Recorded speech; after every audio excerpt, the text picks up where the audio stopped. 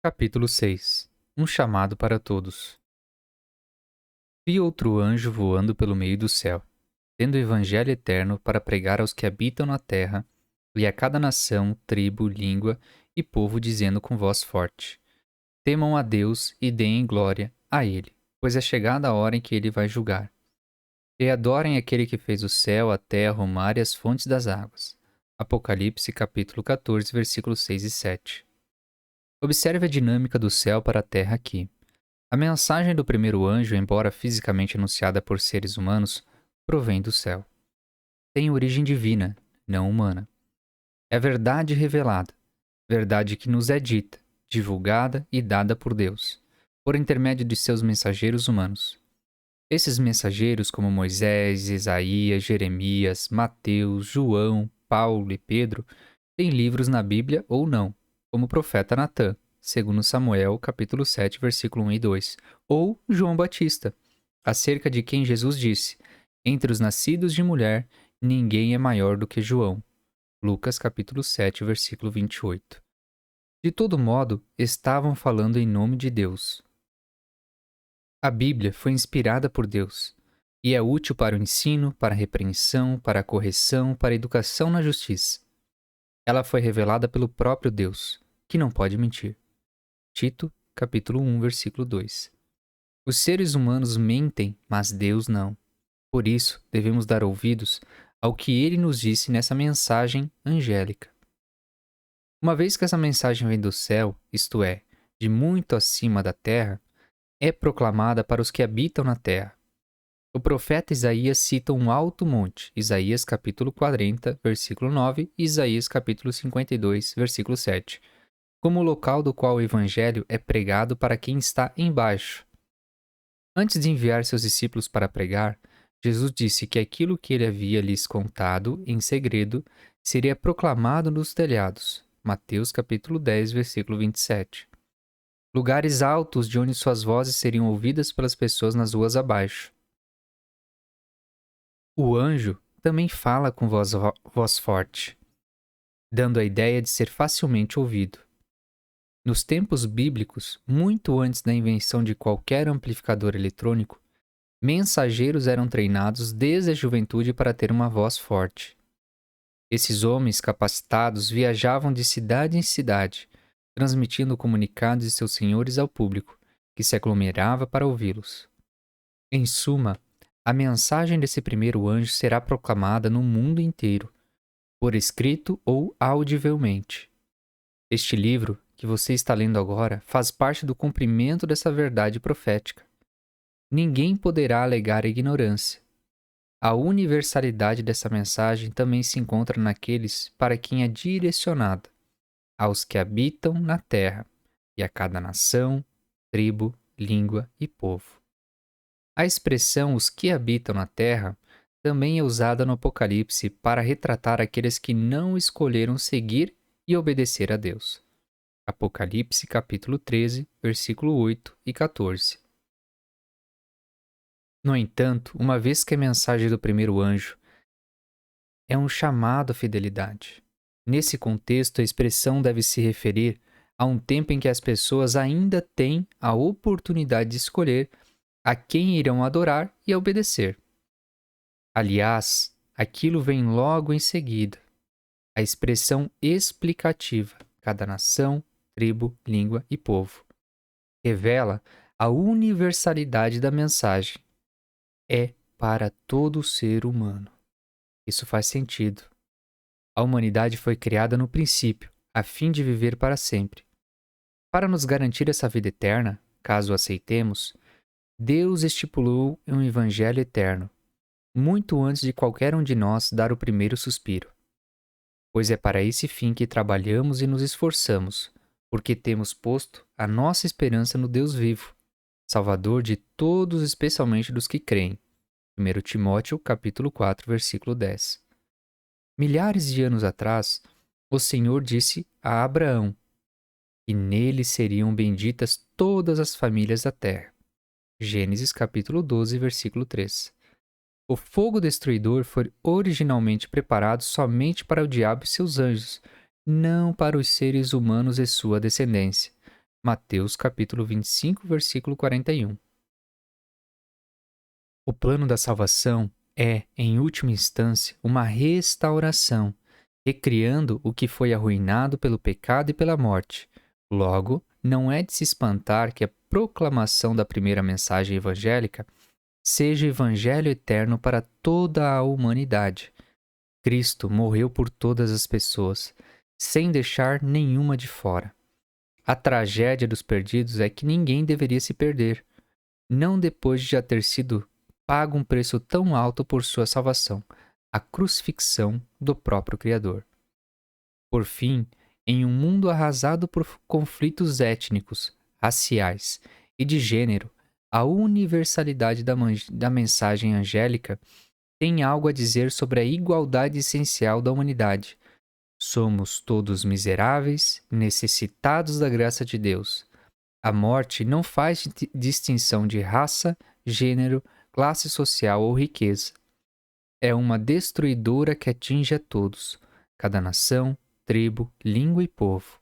É, em última instância, igual e impotente diante dela, pois mais cedo ou mais tarde ela levará cada nação, tribo, língua e povo de volta ao o pó da terra de onde todos vieram.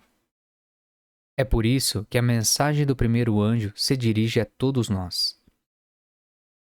Por que as primeiras palavras de um anjo que proclama o evangelho eterno seriam: temam a Deus? Pense mais uma vez sobre o que o evangelho eterno fala. O Deus que criou e mantém o universo, com seus bilhões de galáxias, cujo poder é tão vasto que nossa imaginação é incapaz de compreender. Esse Deus se rebaixou voluntariamente, por amor a nós, a ponto de se tornar um de nós. Tenham entre vocês o mesmo modo de pensar de Cristo Jesus, que, mesmo existindo na forma de Deus, não considerou ser igual a Deus algo que deveria ser retido a qualquer custo. Pelo contrário, ele se esvaziou, assumindo a forma de servo, tornando-se semelhante aos seres humanos. E reconhecido em figura humana, ele se humilhou, tornando-se obediente até a morte, e morte de cruz. Filipenses capítulo 2, do versículo 5 a 8. Já teria sido uma humilhação tremenda apenas descer das glórias do céu para vir como ser humano a este planeta caído, repleto de enfermidade, guerras e crimes. Afinal, o que é a Terra em contraste com a vastidão do universo, com seus estimados 2 trilhões de galáxias, cada uma delas com bilhões de estrelas e exoplanetas? Na geografia do cosmos, nosso sistema solar inteiro, incluindo o Sol, não teria mais relevância ou importância que um grão de areia. Esse é o nosso sistema solar. O que dizer então do nosso planeta, a Terra, ou de cada um de nós? Que, em contraste com a Terra, não passamos de minúsculos passageiros que um dia morrerão e cujo corpo desaparecerá no pó? Contudo, tão grande foi o seu amor por nós, que ele não só veio viver em nosso meio, mas também se permitiu ser zombado, ridicularizado, humilhado e crucificado. Ele, o Criador do universo, para que todos tenhamos a promessa da vida eterna. Não é de se espantar que devemos temê-lo, não só o sentido de ficar assustados, mas maravilhados, absolutamente reverentes e ao mesmo tempo totalmente pasmos por ele se importar tanto conosco, mesmo pagando um preço pessoal tão grande por isso. Ele é tão poderoso e nós tão frágeis, imundos e pecadores, que Deus teria todas as justificativas para simplesmente nos eliminar. Em vez disso, porém, ele se humilhou, e cruzando o vazio que existe entre nós e Deus, Cristo se tornou um ser humano.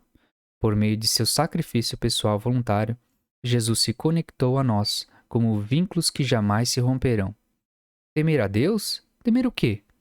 Bem, temer que pequemos contra Ele, diante de tamanho amor, um amor tão imerecido e uma graça tão incessante. Temer que precisemos comparecer na presença dele sem o seu manto de justiça. Temer que acabemos nos esquecendo do seu grande amor e rejeitemos a sua oferta de salvação. É um pensamento assustador que, a despeito da cruz, a despeito da abnegação assombrosa do próprio Deus, a despeito do preço infinito pago por nossa vida, ignoremos, esqueçamos ou rejeitemos o que foi feito por nós. Mais uma vez, antes dos tempos eternos. 2 Timóteo capítulo 1, versículo 9 e Tito capítulo 1, versículo 2. Cada um de nós foi escolhido nele para ter a vida eterna que deveríamos possuir desde o princípio. E a fim de garantir essa vida eterna para nós, antes mesmo de que existíssemos, Cristo fez uma aliança com o Pai e com o Espírito Santo de se sacrificar por nós. Esse é o único meio de qualquer um de nós ter a vida eterna. Diante disso, como muitos podem rejeitar essa oferta? Afastar-se desse preço tão extraordinariamente infinito pago por nós? Desconsiderar esse sacrifício como se fosse pouca coisa, ou negligenciá-lo em troca dos prazeres passageiros que jamais nos darão felicidade verdadeira e acabarão passando. Isso que é um pensamento assustador. As analogias humanas falham, mas imagine alguém que prejudica a saúde ao longo de muitos anos até a quase falência do coração. Um ente querido, ao se deparar com a situação, oferece doar o coração à custa da própria vida. O coração é retirado, mas o enfermo encolhe, não o aceitando, mesmo depois que o outro morreu para que ele o tivesse. Muito toscamente, é mais ou menos isso que significa rejeitar o que Cristo fez por nós ao contemplarmos o Calvário. No passado, as pessoas olhavam para o céu estrelado e sentiam reverência e temor diante da vastidão, da grandiosidade e da beleza daquilo que estava acima, enquanto elas próprias eram tão pequenas, miúdas e aparentemente insignificantes. Hoje, telescópios revelam um cosmos tão vasto que fazemos pouco caso de distâncias como 20 bilhões de anos-luz, uma vez que essas distâncias nos dão a ilusão de que somos capazes de compreender o universo, quando, na verdade, deveríamos apenas estremecer, estarrecidos e tomados de temor diante da magnificência estrelada ao nosso redor. Se os seres humanos só podem ficar pasmos perante a criação em si, quanto mais na presença do Deus que a criou e mantém. Esse pensamento deveria ser mais do que o suficiente para nos levar a tremer diante dele. Devemos acrescentar a isso nossa própria indignidade diante do Senhor e reconhecer que, apesar de nossa indignidade, Cristo se sacrificou por nós. Ao se deparar com ideias tão grandiosas como um amor cósmico centralizado em nós, como não exclamar: quem é suficiente para tudo isso? Como não perguntar: o que devo fazer? Que resposta seria digna de tudo aquilo que nos foi dado? O que em nossa vida poderia ter qualquer importância diante do que Jesus fez por nós? A resposta é: dar-lhe glória.